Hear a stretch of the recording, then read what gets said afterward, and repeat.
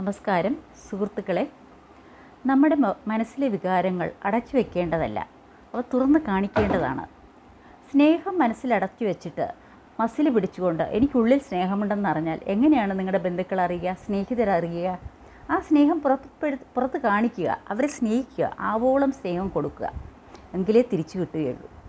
അതുപോലെ തന്നെ ചിലപ്പോൾ നമുക്ക് ദേഷ്യം വരും. ചിലപ്പോൾ നമ്മൾ കഴിയുന്നതും പ്രതികരിക്കാതിരിക്കാൻ നോക്കും. ഒരു ചെറിയ രീതിയിൽ പ്രതികരിക്കുക. നമ്മൾ ദേഷ്യപ്പെട്ടാൽ നമ്മുടെ വശത്ത് അത് അന്യായമുണ്ടെന്ന് തോന്നുകയാണെങ്കിൽ ഒരു മടിയും കൂടാതെ മാപ്പ് ചോദിക്കുക മറ്റേയാളിനോട്. ഇനി അയാളുടെ വശത്താണ് അന്യായം എങ്കിലും പിന്നീട് കുറച്ച് അയാളുടെ ദേഷ്യമൊക്കെ മാറിക്കഴിയുമ്പോൾ ഇത് നമുക്ക് സൗമ്യമായിട്ട് തീർത്തുകൂടെയായിരുന്നോ എന്ന് ചോദിക്കുക. അതുപോലെ തന്നെ നിങ്ങൾക്ക് വല്ലാത്ത ഡിപ്രഷനാണ്, അത് കരഞ്ഞു തീർക്കുക തന്നെ വേണം. കണ്ണുനീരെന്ന് പറയുന്നത് ആ ഒരു കണ്ണിനെ ശുദ്ധമാക്കുന്നതിലുപരി നിങ്ങളുടെ കുറച്ച് വികാരങ്ങളെ വെളിയിൽ കൂടെ ആയിട്ടുള്ള ഒരു ഗംഗാജലമാണ്.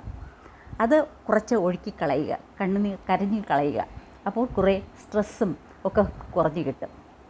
അതുപോലെ തന്നെയാണ് എല്ലാ വികാരങ്ങളും. ഒരു പരിധിവരെ എല്ലാം നമ്മൾ പ്രകടിപ്പിക്കേണ്ടതാണ്. ചിരിച്ചതുകൊണ്ടും ഒരു നഷ്ടവും നിങ്ങൾക്ക് വരാനില്ല. നോക്കൂ, നമുക്ക് ഭൂമിയിൽ എത്ര കാലമെന്നറിയില്ല, നാളുകൾ എണ്ണപ്പെട്ടതാണ്. അതുകൊണ്ട് കഴിയുന്നതും എല്ലാവരോടും ഒരു പുഞ്ചിരി നൽകുന്നതുകൊണ്ട് ഒരു നഷ്ടവും നമുക്ക് വരില്ല. മസിൽ പിടിച്ചിരുന്നു എന്ന് പറഞ്ഞിട്ട് നിങ്ങളുടെ സ്ട്രെസ് ഹോർമോൺസ് കൂടാനും നിങ്ങൾക്ക് വലിയ വലിയ അസുഖങ്ങളുണ്ടാകാനും കാരണമാവും. ഈവൻ നിങ്ങളുടെ പ്രസന്നതാ മനോഭാവവും നല്ലതായിട്ടുള്ള ശാന്തമായ മനോഭാവം ക്യാൻസർ പോലെയുള്ള രോഗങ്ങളിൽ നിന്ന് പോലും നിങ്ങളെ രക്ഷിച്ചേക്കാം. അതല്ലേ നല്ലത്?